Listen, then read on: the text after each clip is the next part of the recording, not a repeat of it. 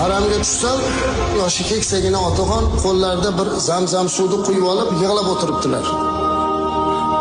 Men nima bo'ldi otaxon, nega yig'layapsiz desam, bir ish bo'ldi-da dedi. Nima ish dedim. Kampirim bir necha kundan beri betob haramga tushmaydi, mehmonxonada yotibdi.